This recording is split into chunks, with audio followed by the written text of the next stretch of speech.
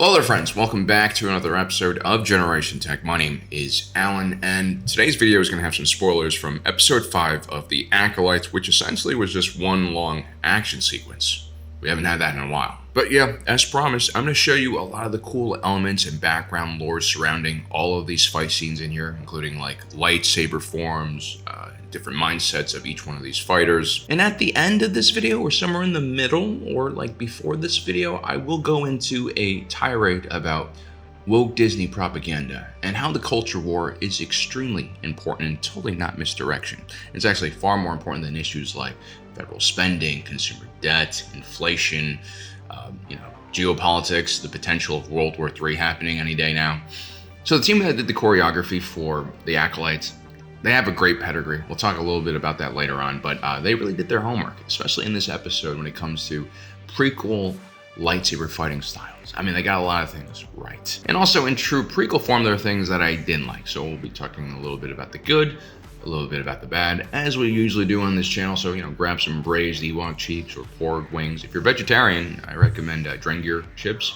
They're very dangerous, mind controlling even. But yeah, let's start this. Okay, quick background. This is the High Republic, guys. The Jedi are going to be the most demilitarized we've ever seen thanks to centuries of peace. They basically are the equivalent of space cops here. I've done 2 videos about the subject if you guys want to check it out further. But the main points are, because of their pacifist ways, the Jedi philosophy has shifted away from training the major forms of lightsaber combat. Many members of the Order, especially higher ranking members, have deemed many of these forms to be too aggressive and too offensive. And this is why we see a lot of non-lethal martial arts and hand-to-hand combat in the series. The Jedi are just so dominant and all-powerful in this period of time that they can afford to do crazy stuff like this. And this can end poorly for the Jedi, like with what happens with Master Undara. And we'll see in this episode, it also ends poorly for a lot of these Jedi. They're just not well trained and prepared to fight to the death. The Sith, on the other hand, if we can call this guy a Sith, that's a big if, guys. We'll do another video about that where we dive in deeper. But let's just call him Chimera for now. Chimera is kind of an unrefined fighter in a lot of ways, but he's actually a very smart and tactical fighter as well. But I do think his successes in this episode are more due to the Jedi's failures to prepare for the situation rather than his strength. Okay, so let's start at the end of episode 4. The Jedi approach Kelnaka's hut in single file and quickly go into line formation. They don't surround the hut, they stay way too close to one another. There's really not much thought in how they position themselves, because again, they think they have everything under control. Now Chimera, who honestly has a lot of Mary Poppins-like traits, gently floats down from behind. Levitation is no easy feat in the Force. I mean, Yoda could do it, but this, I think, points to the fact that Chimera is quite powerful and potentially Sith. But yeah, the Jedi are completely out of position. Luckily, Chimera takes his time and allows them to turn face. Jedi Master Soul is in a rush to save Osha, and he doesn't give commands to the rest of the Jedi, but it's really cool how they all react to him drawing his blades by drawing their own blades. Visually, this just looks really cool. What is dumb is how Soul rushes headfirst towards Osha, holding a lightsaber instead of using the Force. Kind of reminds me of the first battle of Geonosis. A lot of Jedi generals ran straight at the heavily entrenched Geonosian lines. A lot of good clones died for no reason. Now, in this case specifically, I attribute this to the Jedi not encountering threats like this, and also just being stunned by seeing a red saber. I'm sure none of them have ever seen one live, at least. They also probably feel the presence of the dark side, which is something they've also never felt. And again, they're acting without thinking because they've been all powerful for so long. Chimera, who has already shown his telekinesis abilities by hovering down from the sky, unleashes a blast at the Jedi as they're running towards him. None of them have their feet planted, none of them can really react in time, and they all go flying. It seems like in one of the next episodes, one of the Jedi is immediately killed, which means that maybe this Jedi was able to hold his ground a little bit, but then was blinded by the red stuff and, Chimera just cut him down. Now we get to the scene where Osha sees Chimera fighting 5 Jedi, including Yord. This really does remind me a lot of Palpatine's office duel. Palpatine uses Sith Scream to disorient 3 Jedi Masters here and takes them out in literally 5 seconds. Chimera is clearly not even close to Palpatine's power levels at this point, but the guy's smart. He's using the trees to take away the Jedi's advantages in number, and he's able to basically hold them at bay by confining them. Now on this channel, we talk a lot about how the Jedi fight. They're basically almost like unconscious fighters. They fall into the rhythm of the Force. This time, let go your conscious self and act on instinct. With the blast shield down, I can't even see. How am I supposed to fight? Your eyes can deceive you. Don't trust them. So when you're a Jedi and you're fighting in the correct way, you're not actually thinking, I'm going to strike here, strike there, then I'm going to throw this combo and do a flying somersault. Not really. This isn't even instinctual fighting, it's just the Force guiding you. So being able to meditate, being mentally calm is incredibly important for a Jedi to be able to have good outcomes in a fight. But, when you're fighting a Sith Lord, that can be really hard to do, especially if you're not used to fighting a Sith Lord. And Chimera, he immediately uses an ability known as Force Fear, or at least that's what I think he's doing. It doesn't make sense. He gets into your head and he stays there. My mother could do that. Get inside a Jedi's head.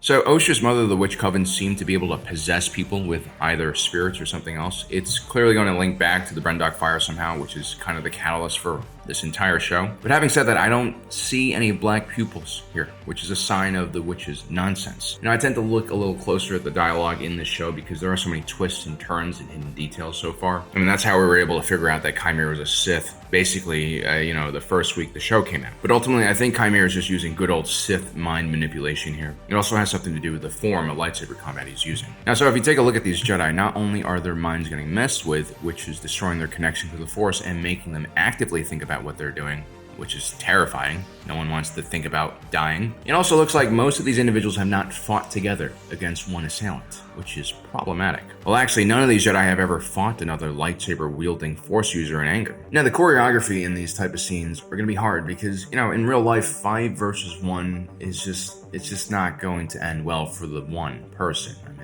All 5 people can just stab at the same time. How are you going to block that, right? So in a lot of movies, you get this Assassin's Creed kind of style of combat where one enemy attacks you at a time.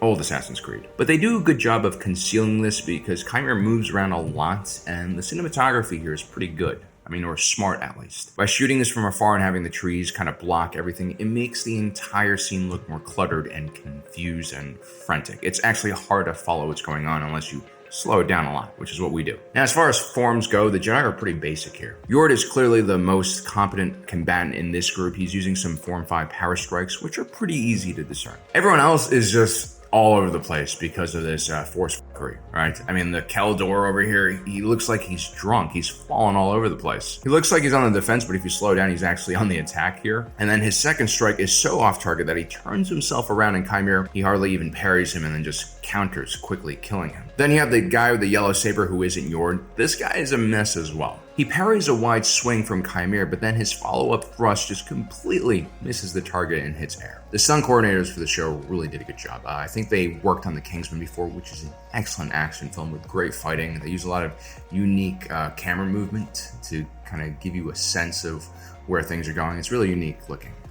And honestly, no one's really replicated since, I don't think. But yeah, these Jedi are completely acting like the Jedi Masters who are under the effect of Palpatine's scream. This is awesome and horrific to watch all at the same time. Now, Chimera, if you take a close look at him, he's not taking advantage of every opening that he creates, and he's creating a lot because these Jedi are stumbling all over the place. Like in this one sequence, he ducks under one of Yord's wilder swings, and he probably could have killed him right then and there. But again, remember, Chimera might be making this look very easy, but he's fighting 5 people with lightsabers, and they're all Force sensitive. So he has to really focus.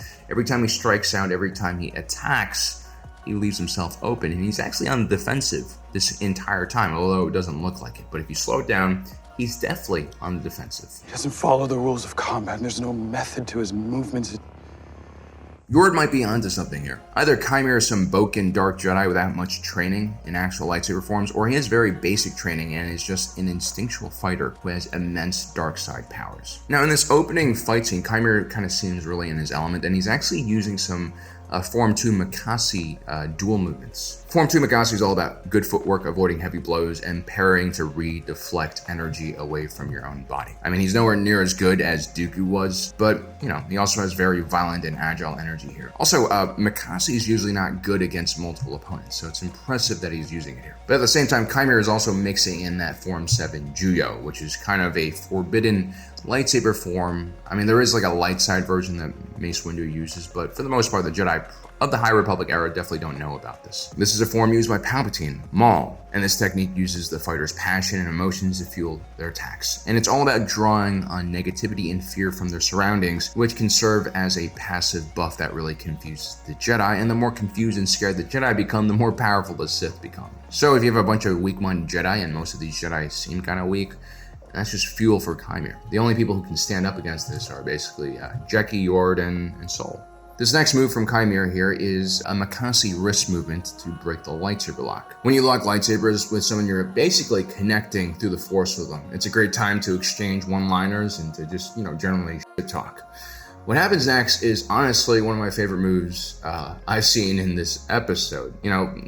In Star Wars we get a lot of lightsaber battles, but we oftentimes don't get new stuff that looks cool, okay? It just doesn't happen often. Like, you remember the whole using the Force to stop the lightsaber thing? It's just visually not cool. But Chimera actively seeking his enemy's blade with his Cortosis brace, which then deactivates that blade, and then headbutting another lightsaber. It's completely reckless and brutal. I mean, what more can you ask from a Sith Lord here? This is really cool. Also, I like that Chimera only pulls this move out because these two Jedi work well together against him, or at least they're the only ones so far that seem to work together at all, and they have Chimera on his back foot. If you guys want more information about Cortosis, our last video basically covers that. This is a really cool material they not recently, but a few years ago they brought in from Legends.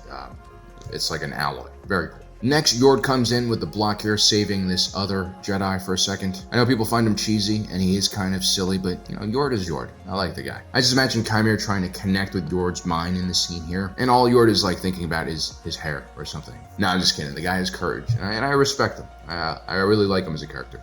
Liked him. But as soon as that lock breaks, Chimera withdraws his blade. Yord has an opening, but he doesn't go for it. Instead, he puts himself in a weird position with his blade, and he almost misses the next parry. His footwork is completely off balance, and then Chimera almost goes like Form 5 and Form 7 power strikes and puts Yord on his ass. This move reminds me a lot of Count Dooku's move on Anakin where he cuts his arm off. And the injury to Yord's leg, well, that reminds me of Count Dooku's strike on Obi-Wan Kenobi. Yord is lucky though because the timing is just about right. The two Jedi who had their lightsabers extinguished by the Cortosis are now back in the fight. The guy with the yellow blade here is just terrible though. He is so slow. He gets one overhead slash in and Chimera just hits him with a combo and he barely manages to hold that off. Then the pair come back at Chimera from both sides, but he's just too quick. This could be the Geo speaking. I mean, the dark side of the Force is very strong with this guy. And it's basically slowing down the Jedi, making them less decisive and making him faster and stronger. I mean, that quick kick to counter the strike here is just awesome. And when you actually slow this scene down, Chimera is very impressive. He's just a whirlwind of light with that giant lightsaber in his hand, and he switches from two-handed grip to single-handed grip seamlessly, depending on where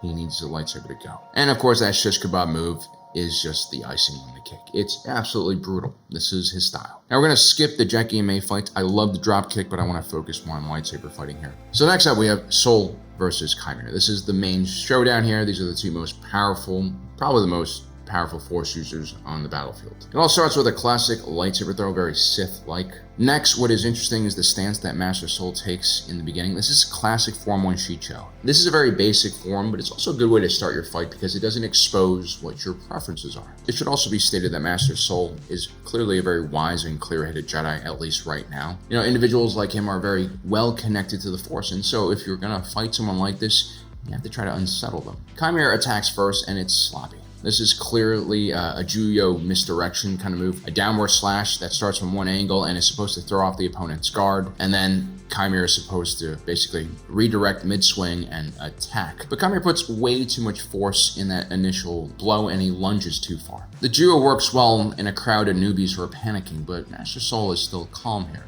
He's doing okay. And actually, unlike the previous scene where Chimera was on the defensive and countering the crap out of people, Sol is now on the defensive. He doesn't fall for that feint, and instead he already has his blade up in position to intercept that second angle. Sol manages to keep up with Chimera step after step as he presses in on him with high and low slashes, and then Sol ends the encounter by knocking Chimera away with his first offensive slash. Chimera is just probing Sol right now, and Sol's just finding his foundation, his legs. In this next exchange, Sol is on the attack, and he's got more control and efficiency in his movements than Chimera. He's clearly the more disciplined fighter, and as he probes Chimera, he pushes him back as well. But this is still basic Form 1 slashing attacks, which is not surprising for a Jedi of his era, but still very predictable. One thing I really like here is the focus on the footwork from the camera. This is a special type of Japanese martial arts running that is specifically used when an individual is engaged in combat and wielding a weapon. You see the body tilt, you're leaning forward basically, which allows your feet to shuffle forward and have constant contact to the ground. Your knees are also bent in this running style. This gives you the ability to move around and shift directions. It also keeps your upper body kind of disconnected with your legs. It's like almost a gimbal effect. It looks silly. You see it a lot with ninja movies and samurai films. But trust me, try running around with a sword in a ready position. It's not easy. The old Star Wars duels were very impactful and cool for their times, but the lightsaber fights here are becoming increasingly steeped in actual real-life martial arts, in this case, Eastern martial arts and samurai tradition. I mean, you guys remember the Ahsoka training scenes with the tatami mats? I think this kind of stuff, this kind of culture really grounds the combat, makes it feel more realistic. And the minimal use of wires and, over-the-top stunts in the Acolyte also makes the fighting seem more realistic when compared to the prequels. The prequels were cool, but they were really just over the top. I mean, those are clearly more powerful fighters than what we see here. Now, after the next exchange of words, Sol becomes more flustered.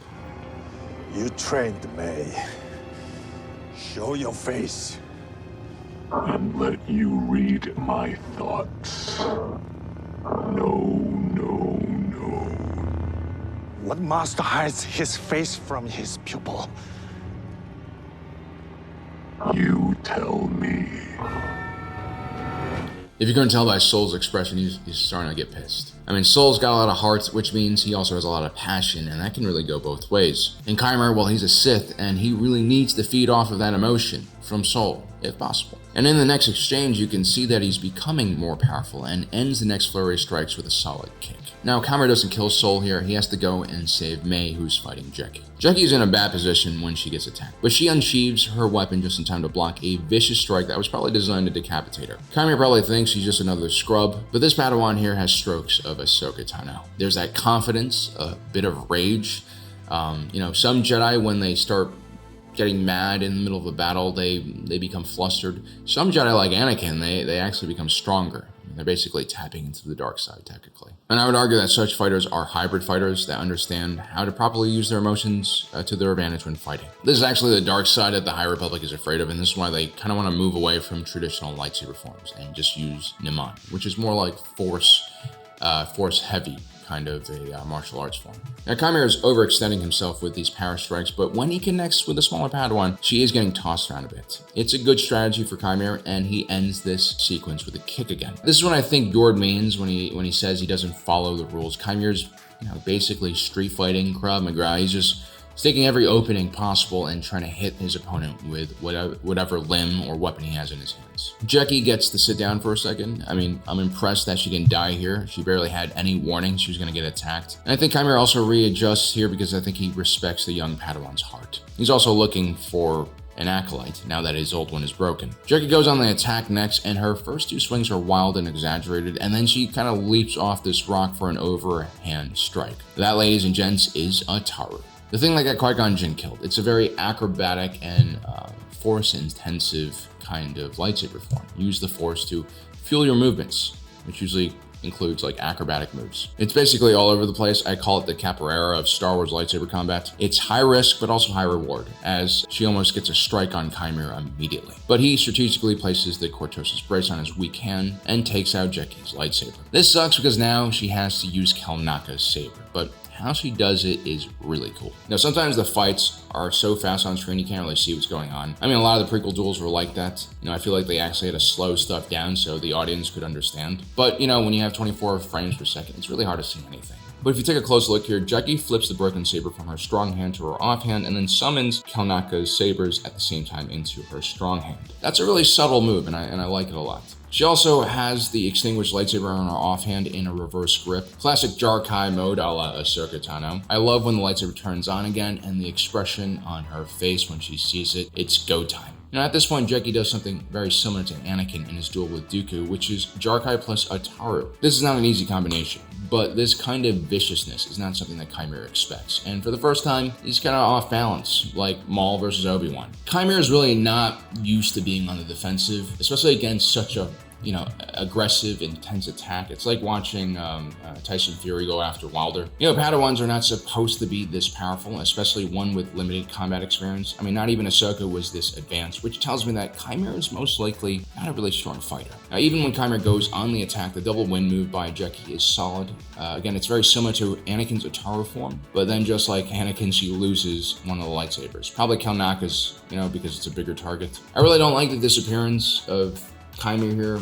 I guess like that is kind of the Sith's thing, but like transitions between these fights have been a little bit wonky, but they usually are, I feel like. So when Jeki and Soul team up to go after Chimera, we really finally see this dark side Force user get pressed. And both Jedi start mimicking Chimera's former moves and just start kicking the crap out of him, breaking his rhythm and defenses. These two are Padawan and Master, and they definitely know how to pour on the pain consistently together. It's a lot of fun to watch. But whenever Chimera struggles, he uses his head, his Cortosis head, and this leads to Soul getting some punches in because his lightsaber is disabled. And I feel like this is kind of rage-induced melee fighting. It is also survival mode at the same time, but I don't like how Jeki kind of just slides away. But once these two disengage, Jeki leaps back in, and this is the most furious we've seen her. Her movement and her speed are on par with what we see with Anakin and Obi-Wan Kenobi's duel, but she's also for the first time losing control of herself, at which point Chimera goes for the Shoto Blade. Chimera is not the best fighter. Again, he almost got destroyed by this Padawan, but he's smart. He knows how to think tactically. He knows the weaknesses of these Jedi. Soul by this point is so pissed that he's goaded into striking Chimera when he's not looking. Chimera kind of just casually fends him off. It's cold. Jedi Master Soul is really unbalanced here. He's doing stupid things. He's getting flustered. At this point, Yord comes in like Yord does, and he gets his lightsaber deactivated immediately. But he also manages to use the Cortosis helm to deactivate Chimera's blade. Once face to face, though, Yord is not prepared to look evil in the eyes and kill. But Chimera is. Now, Soul by this point is furious. He engages Chimera in hand-to-hand combat. By this point, it's really just personal, I think. And Soul is, changing before our eyes, as we talked about in previous videos. Whatever he did all those years back on Brendok, well, he's connecting with that dark past too. But still, as a Jedi Master, he can't kill Chimera, and so Chimera gets Mary Poppined away by a bunch of mods. The fights themselves, again, are great. The disengagement after these fights, these transitions are But I should point out here, I think the entire purpose of this fight was really to just get Soul completely flustered, so he doesn't even realize that May has switched places with his Padawan. Former Padawan. Well, so there you have it, guys. That is our breakdown of the fight scene in episode 5. I hope you guys saw that episode before watching this, but if you haven't for some reason, and if you have Disney Plus, I would go check it out. Now, if you don't have Disney Plus, wait until a show you really like before watching this, because I do like the Acolyte. I want people to give it a chance because I think, everyone is so negative about the show, and it's really over the top. Like, if you're just looking at the internet discussions, it's really slanted in one way, and I think there's some mean-spirited viciousness there. There's also good criticism. Like, this is definitely not the best show I've ever seen, and I can't recommend it to everyone. But if you have Disney Plus, check it out. It's already there. Anyway, guys, I hope you enjoyed today's video. Don't forget to subscribe and hit that notification button down below so you don't miss out on the rest of our awesome content.